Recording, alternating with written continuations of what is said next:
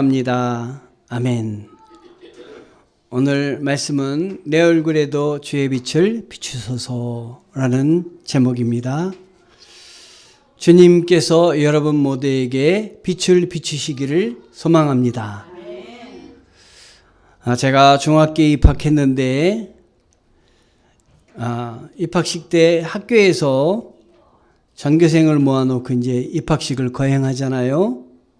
그런데 입학식이 다 끝났는데 옆반에 한 친구가 저한테로 왔어요. 와서 그때는 명찰이 있었으니까 명찰을 보면서 처음 본 친구였는데, 효창아, 나는 몇 반에 누구라고 해? 우리 한번 친구가 돼볼래? 이러는 거예요. 저는 1학년 2반이었고 그 친구는 1학년 8반이었는데 저쪽부터 내 친구를 누구로 할까 이렇게 돌아봤던 모양이에요. 그리고 저한테 와가지고 그런 얘기를 하는 거예요. 나중에 보니까 그 친구가 1학년 8반 반장이 되었어요. 그래서 그 친구하고 저하고 같이 이제 친구를 먹기로 했습니다. 제가 이 말씀을 왜 드리냐면, 이 사랑의 교제의 시작이라는 것도 어떤 사람이 먼저 손을 내밀 때, 그 내민 손을 붙잡을 때 사랑의 교제가 시작됩니다. 그런데 오늘 말씀 속에서 내 얼굴에도 주의 빛을 비추소서, 이런 제목으로 말씀을 드리는데, 하나님이 우리에게 먼저 손을 내미시기 때문에 우리가 그 손을 붙잡을 때 하나님과 교제가 시작된다 하는 것이에요. 사람 간에도 자주 만나서 대화를 나눌 때 교제가 시작되고 그의 인격을 배우고 나중에는 그 사람을 믿어서 그 사람이 무슨 일을 하든지 돕고 싶은 마음이 생기듯이, 하나님과 나와의 관계도 하나님이 먼저 우리에게 빛을 비추시고 그 빛을 우리가 받을 때 하나님과 하나가 되는 것입니다. 그러니까 오늘 이 설교 제목은 기도 제목이기도 합니다. 하나님, 내 얼굴에 주의 빛을 비춰 주시옵소서. 내가 교회 다니는데 하나님 알고 믿게 하시고 하나님이 어떤 분이신지 더 확신하고 다니는 저 자신이 되게 도와주옵소서. 성경에 보면 그렇게 하나님이 빛을 비춰주신 분들이 성경에 나오잖아요. 여러분, 구약 성경과 신약 성경에 이름만 대어도 하나님의 얼굴에 빛을 비춰주셨구나, 이렇게 이름을 댈 수 있잖아요. 모세가 그렇지 않습니까? 모세가 하나님에게 얼굴을 비추셨는데 그 얼굴에 하나님의 빛이 얼마나 강력했든지 사람들 앞에 나올 때 그 강력한 빛 때문에 시험이 들까봐 모세의 얼굴에 수건을 이렇게 둘렀다. 그래서 그 빛을 가렸다라는 말씀이 있잖아요. 신약 성경의 대표적인 인물 사도 바울은 하나님을 제대로 믿는다고 했는데 제대로 믿는 것이 아니었잖아요. 하나님이 그래서 빛 가운데 예수 그리스도를 통해서 환상 중에 다메섹이라는 길을 가는데 하늘에서 아주 강력한 빛이 내려쬐이면서 그의 눈이 멀게 하고, 사울아 사울아 왜 네가 나를 핍박하느냐, 그리고 나중에 사람들에게 이는 내가 택한 나를 위해서 일을 할 나의 그릇이다 라고까지 이야기하셨잖아요. 하나님은 하나님이 그 사랑을 베푸시는 자에게 빛을 비추십니다. 그런데 그 빛을 비추실 때 그 빛이 나에게 비추는 빛이다라는 걸 깨닫고 하나님과 더불어 대화를 나눌 때 인격적인 교제가 더욱더 깊어지는 것입니다. 하나님, 내 얼굴에도 주의 빛을 비추소서. 여러분의 기도 제목이기를 원합니다.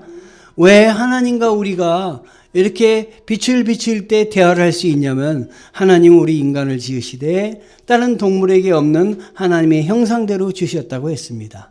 하나님의 형상은 하나님의 내적인 모습이어서 하나님이 영적인 것을 이야기하실 때 들을 수 있는 능력을 우리에게 부여해 주신 거예요. 그런데 그 능력이 우리가 에덴 동산에서 타락함으로 말미암아 하나님과 대화할 수 있는 능력이 가려지게 되었는데 다시 회복시킨 사람이 있어요. 그분이 바로 예수 그리스도이십니다. 그러므로 내 얼굴에도 주의 빛을 비추소서라고 하는 기도 제목은 이렇게 이렇게 바꿀 수가 있을 거예요. 주님, 예수님, 나에게 찾아와 주시어서 나와 동행하여 주시옵소서. 내가 주님을 주님이라고 고백할 수 있게 도와주옵소서 하는 기도 제목인 것입니다.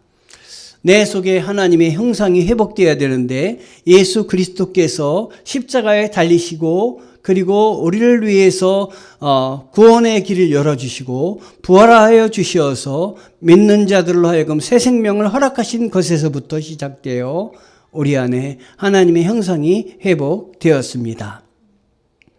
그러므로 우리는 우리 주님을 만나야 하겠습니다. 우리 주님과 대화를 시작할 때 신앙의 그 깊이가 더해질 것입니다. 오늘 시편 4편 6절에는 여러 사람의 말이 우리에게 선을 보이자 누구뇨 하오니 여호와여 주의 얼굴을 들어 우리에게 비추소서. 시편에 이렇게 주의 얼굴을 들어 우리에게 비추소서라고 이야기를 하고 있습니다. 시편 80편 19절에도 만군의 하나님 여호와여 우리를 돌이켜 주시고 주의 얼굴의 광채를 우리에게 비추소서. 우리가 구원을 얻으리이다. 하나님이 우리에게 얼굴을 비춰주실 때 그 광채를 통해서 우리가 구원을 받게 되는데 하나님은 믿는 자들을 부르시고 사랑하는 자를 부르십니다. 주님께서는 나보다 먼저 나를 사랑하여 주시어서 나로 하여금 하나님의 은혜 가운데 있게 하십니다. 제가 어제 강동지방의 그 장로 권사 안수집사 교육을 참여했는데요. 제가 참여해서 폐예배 설교를 했습니다. 그런데 제가 그때 무슨 말씀을 드렸냐면 예수님을 시몬 베드로가 만났을 때 예수님이 시몬 베드로에게 주신 말씀을 가지고 복음을 전했어요. 그 제목은 장차 개바가 되리라라는 제목이었습니다. 예수님을 뵐 때 베드로는 이름이 시몬이었어요. 그런데 예수님을 보자마자 예수님이 이 시몬 베드로에게 뭐라고 얘기했냐면 너는 앞으로 게바가 되리라 이렇게 이야기를 하셨어요. 장차 게바가 되리라. 지금은 시몬의 뜻은 갈대거든요. 지금은 갈대와 같지만 장차 게바는 반석이란 뜻이에요. 지금은 여러 가지 일들에 흔들리고 고민도 많은 사람이 되지만 그 고민을 붙잡아 놓고 고민을 이겨내고 밟고 올라가서 반석과 같은 사람이 너는 될 거다라고 한 것이에요. 얼마나 참 감사한 이야기입니까? 우리 주님께서 그에게 그 말씀을 주신 건 주님의 빛을 그에게 쬐어주신 거다. 저는 그렇게 생각을 합니다.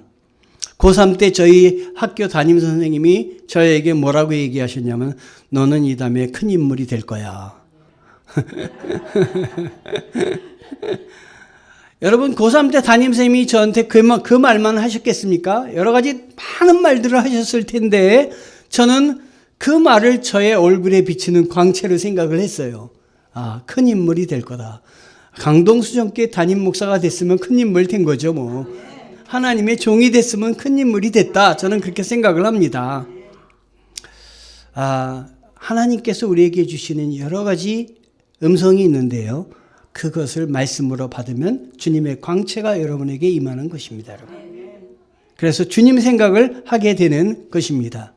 오늘 말씀에도 지난주에 제가 말씀드린 그 충만공식과 결핍공식을 말씀드렸는데요. 우리 교회 1년 표가 이 앞에도 오른쪽에 이렇게 있지만 구하라, 찾으라, 두드리라 아닙니까? 충만공식은 뭐냐? 구하고 찾고 두드리는 거예요. 그러면 주어지고 찾아지고 열려짐인 것입니다. 여러분이 하나님 앞에 조그만 것이라도 구하고 찾고 두드리시기 바랍니다. 그러면 주님께서 주어지고 찾아지고 열려집니다. 그런데 거꾸로 결핍공식이 있어요. 안 구하고 안 찾고 안 두드리는 사람은 주어짐 대신 결핍이고 찾아짐 대신 상실이고 열려짐 대신 닫혀짐입니다. 무엇을 원하십니까? 충만공식대로 기도하시기 바랍니다. 오늘 교회에 나오신 여러분들은 그 나오신 것 자체로 구하라, 찾으라, 두드리라 여기에 속하신 거예요. 올해 주어짐의 역사, 찾아짐의 역사, 열려짐의 역사가 여러분 가운데 가득하기를 소원합니다.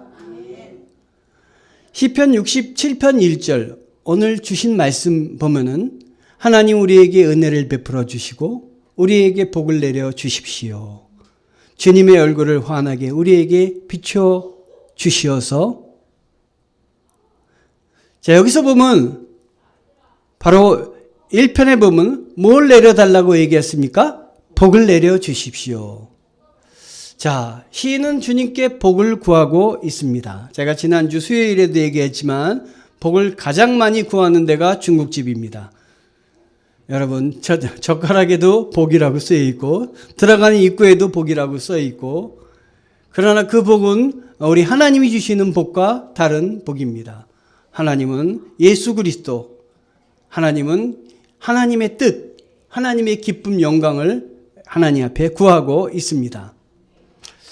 하나님의 은혜가 이스라엘뿐만 아니라 온 세상에 전파되기를 기도하고 있습니다.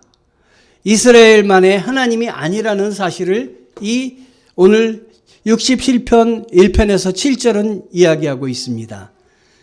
여러분, 구약의 하나님은 어떤 하나님이시냐면 이스라엘 백성들이 생각하는 하나님은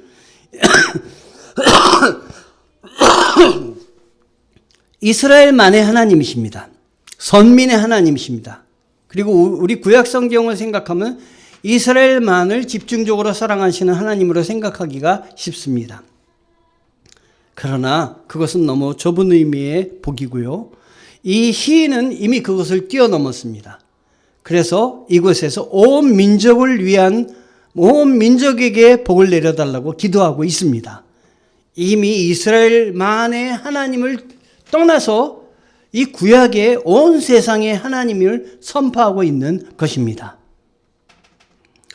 복을 내려 주십시오. 이 복을 내리는 이 복은 하나님과 인격적인 교제를 갖게 되는 복입니다. 인간이 누릴 수 있는 가장 큰 복이 무엇입니까? 하나님을 아는 것입니다. 하나님을 알면 우리 인생에 그 길이 열리고 하나님의 은혜가 넘치게 됩니다. 제가 교목으로 근무할 때 첫 해입니다. 한 해가 고등학교 3학년이었는데 저에게 와서 상담을 요청하는 것입니다. 자기가 새 들어 산다고 하는 것입니다. 그런데 새집 주인이 불교를 믿는데 자기 집은 기독교를 믿고 와서 하는 얘기가 교회를 나가지 말라고 했다고 합니다. 우리 집에서 살려면 교회를 나가지 말아라. 한 집에 여러 종교를 믿을 수가 없다. 그 사람도 참 대단한 사람이죠. 그래가지고 얘가 와서 저한테 그땐 전도사였는데 어떻게 하면 좋겠냐고 고민을 이야기하는 거예요. 근데 저는 그때 학교에 전도사로 부임을 했는데 부임 조건이 뭐였냐면 학교 내에 학교 교회가 있었습니다. 주일날 다른 교회 가지 말고 학교 교회에서 아이들을 지도하라는 것이 그 조건이었습니다. 그게 참 몹시 좀 안 좋았어요. 왜냐하면 제가 나가던 교회가 있는데 거기 나가지 못하고 그 학교에 있는 교회에서 사역을 해야 되니 그게 얼마나 제 마음이 흡족하지 않겠습니까? 그래도 학교의 교목으로 일해야 되는 거니까 제가 허락을 하고 제가 부임을 하게 됐어요. 그런데 하나님은 모든 것을 합력하여 선을 이루시는 분이십니다. 이 아이가 저한테 와서 상담을 했을 때 제가 생각할 때도 말도 안 되는 말이지만 그런 일이 세상에 있더라고요. 그래서 그 아이에게 뭐라고 했냐면 어떻게 할까요? 교회에 계속 나갈까요? 아니면 나가지 말아야 되나요? 그런 얘기를 하더라고요. 거짓말은 하지 말아라. 그 대신 학교에도 교회가 있으니까 주일날 학교 간다 그리고 가방 들고 나와라. 그리고 학교 교회에 와서 예배를 드려라. 그러면 네가 원하는 하나님도 예배 드릴 수 있고 거짓말도 안 하게 되는 거니까 학교에 나오는 거 아니냐. 그렇게 얘기를 했더니 이 아이의 얼굴이 아주 밝아졌어요. 그러더니 졸업할 때까지 학교 교회를 열심히 나왔습니다. 그렇게 한 30년이 지났을까요? 소식이 없고 제 머릿속에서도 그 아이에 대한 생각이 모두 지나가게 됐어요. 그런데 카톡이 만들어지고 연락이 되면서 저를 찾아온 친구가 하나 있었는데 바로 그 친구예요. 어디서 살고 있냐면 미국 뉴욕에 살고 있다는 거예요. 결혼해서 미국 뉴욕에 가서 아주 잘 살고 있는데 그때 전도사님이 저에게 이야기해 주신 말씀이 힘이 되어서 나는 신앙생활을 놓지 않았다는 거예요. 지금까지 열심히 교회 다닌다고 하는 것입니다. 여러분, 하나님을 알기 시작해서 하나님의 섬기기로 마음 먹고 그가 결심했을 때 하나님이 어떻게 도와주시는지, 어떻게 그를 이끌어 주시는지, 여러분 이 간증이 여러분들에게 증거가 될 줄 믿습니다. 하나님을 아시는 것 놓지 마시기 바랍니다. 그래서 시편 67편 2절에는 온 세상이 주님의 뜻을 알고 모든 민족이 주님의 구원을 알게 하여 주십시오. 이렇게 시인은 기도하고 있습니다. 참 귀한 말씀입니다. 구원을 알게 하소서. 저희 집에도 하나님의 은혜가 임했습니다. 사실 저는 저희 집은 하나님을 믿을 만한 집이 아니었어요. 왜냐하면 우리 할아버지가 종손이에요. 저희가 종갓집이에요. 그리고 종갓집이다 보니까 유교를 신봉을 했어요. 그래서 기독교는 우리 집안에는 얼씬도 못하였습니다. 그런데 우리 집에서 우리 아버지를 공부시키겠다고 서울로 유학을 보내셨어요. 그래서 서울에 살다가 우리 아버지가 교회를 나가셨는데 그 나간 교회에 우리 어머니가 계셨어요. 그래서 두 분이 거기서 연애를 하셨던 모양입니다. 우리 어머니는 장로님 댁 따님이었는데, 그래서 두 분이 결혼을 하게 됐어요. 우리 할아버지가, 우리 어머니를, 며느리로 모시는데, 우리 할아버지는, 유교고, 이 며느리는, 교인 장로 집의 딸이니까, 우리 할아버지가 반대하셨던 모양이에요. 그래서 반대를 하시는데 우리 외할아버지께서 그 이야기를 목사님과 상의를 하셨던 것 같아요. 그랬더니 그 목사님께서 그럼 내가 한번 그 시아버지 되실 분을 만나보겠다고. 그래서 외할아버지가 직접 가시면은 반대하면은 그다음엔 방법이 없잖아요. 그래서 그분이 메신저로 저를 태어나게 할 목적을 가지시고 집을 방문을 하신 거예요. 방문을 하셨는데 갔더니 완전히 진짜 유교들이에요. 유교식으로 사람을 접대하고 유교식으로 손님을 대접하고. 그래서 갔는데 밥상 한 상 굉장히 잘 차려내시고 식사를 대접하시면서 약주를 갖고 오라 그래가지고 약주를 목사님께 대접을 하더래요. 이 목사님이 술은 한 잔도 안 마시는 분인데 내가 만약에 여기서 술을 안 먹게 되면은 이 혼사는 아마 물 건너간 걸로 생각해야 되겠다라고 생각을 하셨다 그러더라고요. 나중에 들은 얘기예요. 그래서 이 목사님이 술도 못 잡수시는 분이 그 술을 몇 잔 얻어 잡수셨다고 그러더라고요. 몇 잔 얻어 잡수셔가지고 술을 아주 얼굴이 뻘건 채로 오셔서 허락을 받고 오셨다는 거예요. 그 목사님 얼마나 감사해요. 제가 그 목사님 살아계시다면 가서 고맙다고 몇 번 인사드리고 싶어요. 목사님 덕분에 제가 태어났습니다. 태어나지 못할 사람을 태어나게 해주시니 감사합니다. 여러분, 저를 목사 삼으시려고 하나님이 미리 그분을 통해서 마음을 이렇게 바꾸셨던 모양이에요. 그래서 우리 어머니 아버님이 결혼하셔서 그리고 저를 낳게 되었습니다. 자, 그러다 보니까 우리 할머니가 예수를 안 믿었겠죠. 예수를 안 믿으셨는데 저는 저희 어머니의 교육 덕분에 예수를 믿게 됐어요. 시골에서는 교회가 없어서 못 다녔는데 서울로 이사 오셔가지고 교회를 처음으로 저희를 내보내셨어요. 너희 교회 가라. 그리고 돈을 10원씩 주셨어요. 그러면서 이야기하시기를 5원은 네 용돈이고 5원은 교회에다 헌금해. 이러시는 거예요. 당시에 버스 차비가 한 3원 정도 됐었어요. 그러니까 5원이면 굉장히 작은, 어린아이에게 작은 돈은 아니에요. 그러니까 주일날 그거 받는 기쁨에 교회를 나갔는데 점차적으로 하나님께 드릴 돈이 줄어들고 내가 먹는 돈이 많아지기 시작하고 마지막에는 하나님께 드릴 돈은 영원이고 내가 다 갖게 됐어요. 참 사람이 그런 것 같아요. 그런데 그럴 때 저희가 저희 할머니를 전도를 하려고 어린 나이에 할머니께 예수 믿으시라고 교회 가시자고 그렇게 말씀을 드렸어요. 그랬더니 우리 할머니께서 하시는 말씀이 야 효창아 나는 기도하던 것이 있기 때문에 교회를 못 나가. 그런데 너희는 교회에 가거라. 이렇게 얘기를 하시는 거예요. 그때는 몰랐지만 나중에 왜 뭘 위해서 기도하셨나 이걸 생각을 해보게 됐는데 제가 할머니께 질문한 게 두 가지예요. 어렸을 때. 하나는 우리 할머니가 키는 굉장히 크세요. 그런데 코도 굉장히 외국 사람처럼 코가 그냥 한국 사람인데 크세요. 그때 생각할 때 할머니가 좀 이상하다고 생각했어요. 그래서 할머니에게 궁금한 내용을 이윽고 여쭸어요. 할머니 왜 이렇게 못생기셨어요? 그랬더니 할머니가 묵묵부답이세요. 그래서 그거에 대한 답은 제가 못 얻었습니다. 또 하나는 뭘 질문했냐면 할머니 왜 우리 집은 아버지가 아버지 형 고모님들은 세 분이나 되는데 왜 큰아버지 작은아버지는 안 계셔요?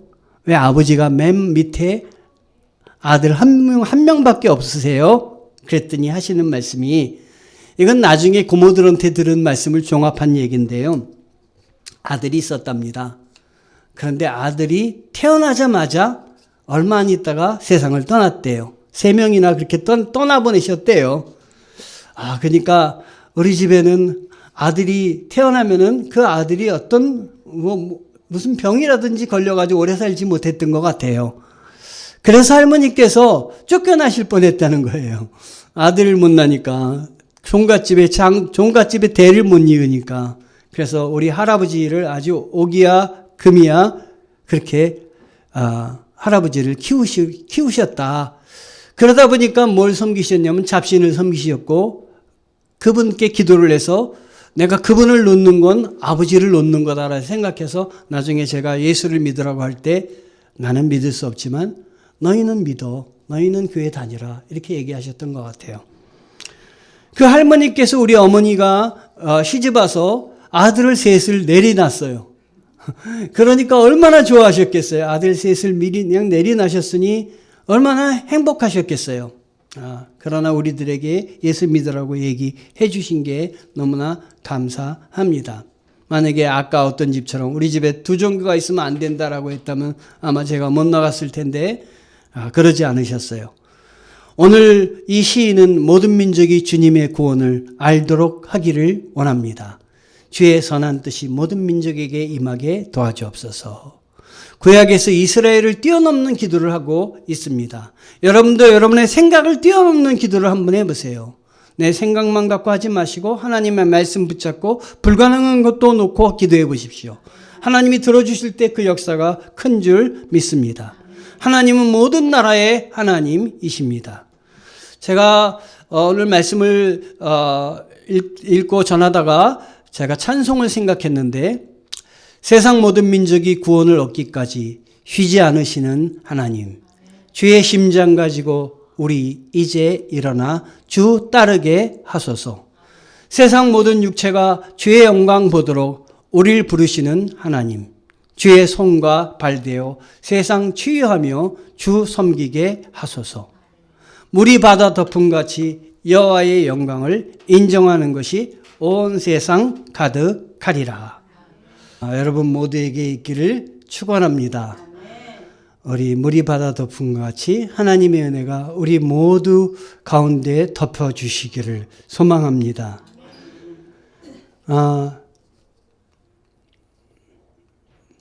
넘겨주세요. 하나님 우리에게 은혜를 베풀어 주시고 우리에게 복을 주십시오. 주의 얼굴을 환하게 우리에게 비춰 주시어서 이 시편 67편은 하나님께 복을 구하고 있는데요. 하나님의 은혜가 온 땅, 이스라엘뿐만 아니라 온 땅에 넘치시기를 이렇게 시편 기자가 기도하고 있습니다. 이런 기도는 사실 많지 않아요. 이스라엘 안에 우리 백성에게 은혜를 주시고 나에게 은혜를 주시옵소서 이렇게 기도할 텐데, 이 시인은 나를 뛰어넘어, 이스라엘을 뛰어넘어 온 세상에 하나님의 은혜가 전파되기를 기도하고 있습니다. 그래서 어떤 사람은 구약의 하나님은 이스라엘만의 하나님이다 라고 이야기하는 사람이 있어요. 그 사람에게 시편 67편은 아니다.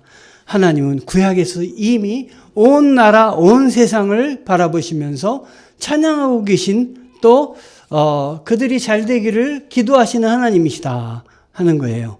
이스라엘만의 하나님이 아니시고 이스라엘을 선민으로 그러므로 사명을 다해야 되는 것입니다.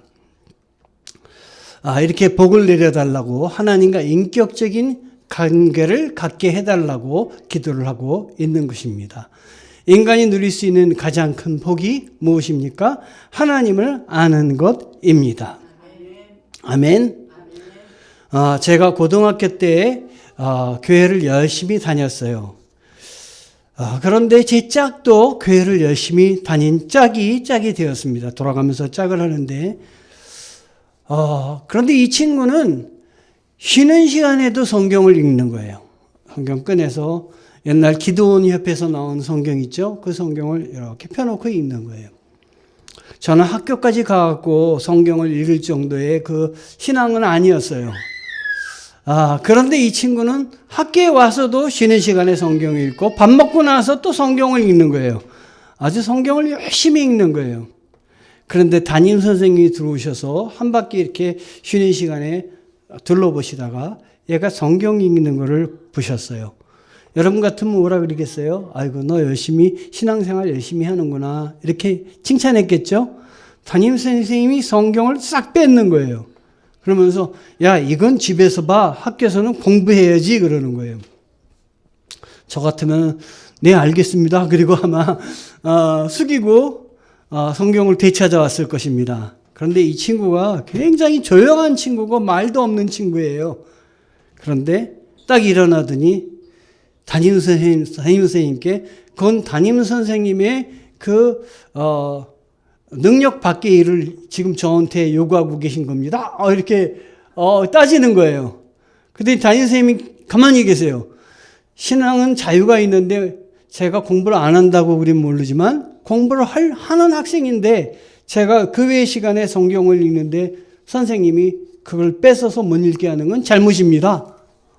결국에는 이해가 이겼어요. 그래서 제가 대단하다. 쟤는 도대체 뭘 어떻게 하길래 저렇게 자기의 신앙을 분명히 얘기를 할까? 여러분, 하나님을 알면 하나님을 분명히 증거하게 하나님이 그의 입술에, 그의 생각에 하나님을 넣어주십니다. 왜냐하면 하나님 외에 딴 것이 없기 때문에 자기를 선하게 인도하신 분이 오직 하나님밖에 없다고 하기 때문에 어린아이도 그런 하나님의 은혜를 사모하고 굳건히 하나님을 자기의 그 주로 모셔서 담임선생님과 이렇게 대적을 한 것이었어요. 근데 이 친구를 한 30년이 지난 다음에 길에서 만났어요. 우연히도. 어디 지하도를 지나다가 서로 만났는데 서로 알아봤어요. 야, 너! 그래서 서로 동시에 둘이서 물어봤어요. 너 지금 뭐 하니? 이렇게 물어봤어요. 그랬더니 그 친구는 어느 회사 사장이더라고요. 너 뭐 하니? 그래서 나 교회 목사야. 그랬더니 네가 교회 목사냐? 제가 어떻게 했길래 그 친구가 이렇게 놀랬을까요? 네가 교회 목사냐? 그러더니 어디 교회라냐고 물어보는 거예요. 그래서 성결교회다. 그랬더니 난 성결교회 장로야. 그러는 거예요. 그래서 이번엔 제가 거꾸로 얘기했어요. 네가 장로야? 서로 목사고 서로 장로인 게 얼마나 놀라운 사실인지. 하나님이 인도하시고 붙잡으시면 장로 못 될 사람도 장로 되게 하시고 목사 못 될 사람도 목사 되게 하시는 하나님이십니다.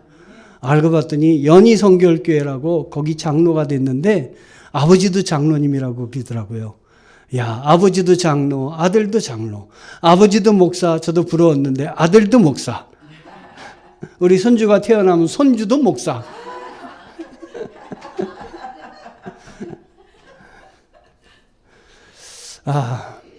하나님을 알았다면 나만을 위한 기도에서 나를 뛰어넘는 기도를 하시기 바라요. 이웃을 위해서, 교회 다른 식구들을 위해서 놓고 기도하시는 여러분 되시기를 바랍니다. 하나님은 모든 나라의 하나님이시다.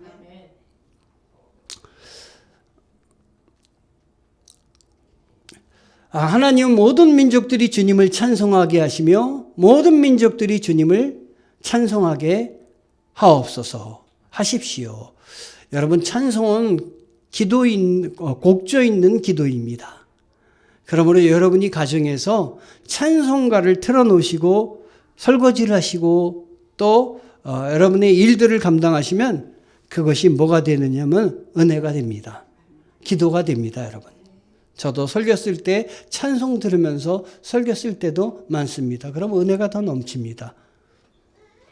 자, 3절에서 중요한 단어가 있는데요. 모든 민족 찬송, 이런 단어가 있습니다. 하나님은 모든 민족들이 구원받아서 찬송하는 날까지 목표로 합니다. 그러므로 신앙인이, 어떤 사람이 신앙인의 완성형이 되느냐? 집에서 찬송하는 사람. 저는 그렇게 생각해요. 그리고 매사에 찬송을 틀어놓고 모든 일들을 감당하는 사람. 이런 사람은 주님의 지상 명령도 실현하리라고 생각합니다. 오직 성령이 너희에게 임하시면 너희가 권능을 받고 예루살렘과 온 유대와 사마리아와 땅끝까지 이르러 내 증인이 되리라 하시니라. 아멘. 자, 4절부터 끝절까지는 이러한 시인의 염원을 담고 있습니다. 주님께서 온 백성을 공의로 심판하시며 세상의 온 나라를 인도하시니 온 나라가 기뻐하며 큰 소리로 외치면서 노래합니다. 셀라. 5절은 하나님 민족들이 주님을 찬송하게 하시며 모든 민족들이 주님을 찬송하게 하십시오. 6절은 이 땅에 오곡백가를 냈으니 하나님 곧 우리의 하나님께서 우리의 복을 내려주셨기 때문입니다. 7절은 하나님께서 우리에게 복을 주실 것이니 땅 끝까지 온 누리는 하나님을 경외하여라. 하나님께서는 우리에게 이렇게 은혜를 주십니다. 그리고 하나님의 은혜 가운데 살아가게 하십니다. 이 하나님의 영광의 빛, 오늘 설교 제목이 내 얼굴에도 주의 빛을 비추소서라고 했는데 하나님의 영광의 빛에 참여하는 방법은 무엇입니까? 고린도후서 4장 6절에 하나님을 믿는 자들에게 하나님의 영광을 아는 빛을 주셨습니다. 4장 6절을 읽어보면 어둠에서 빛이 빛이라고 명하신 하나님께서 우리의 마음에 예수 그리스도의 얼굴에 있는 하나님의 영광을 아는 빛을 비추셨기 때문입니다. 그래서 하나님의 영광의 빛을 받은 사람들은 우리 예수 그리스도를 주라고 고백을 하게 됩니다. 그리고 내가 주인에서, 내가 주인 삼은 모든 곳에서 그것을 내려놓고 하나님께 주인의 자리를 넘겨드립니다. 주님은 나의 주인이십니다. 나의 모든 것은 주님의 것입니다. 이렇게 고백하게 되는 것입니다. 이는 물이 바다를 덮은 같이 여호와의 영광을 인정한 것이 세상에 가득함이니라. 하박국 2장 14절 말씀입니다. 말라기 4장 2절에는 내 이름을 경외하는 너희에게는 공의로운 해가 떠올라서 치료하는 광선을 비추리니 너희가 나가서 외양간에서 나온 송아지같이 뛰리라. 저는 예수 그리스도를 몰랐을 때가 있었는데요. 우리 어머님으로부터 예수 그리스도를 소개받았고요. 그리고 주위에 하나님께서 내 주위에 믿는 친구들을 허락하여 주셨고, 그리고 나를 하나님의 사람이 되도록 또 이렇게 목사의 자리까지 하나님이 부르셔서 사역하도록 알게 해주셨어요. 저는 이 말씀을 준비하면서 내 얼굴에도 주의 빛을 비추소서, 이것은 저의 고백이다, 이런 생각을 했습니다. 주님이 내 얼굴에 주님의 빛을 비추셔서 지금까지 살고 있는데 앞으로도 하나님께서 선하게 내 길에 길잡이가 되어 주셔서 인도하여 주옵소서, 이렇게 고백하고 있습니다. 요한계시록 22장 4절 5절 보면은 하나님의 얼굴을 빌 것입니다.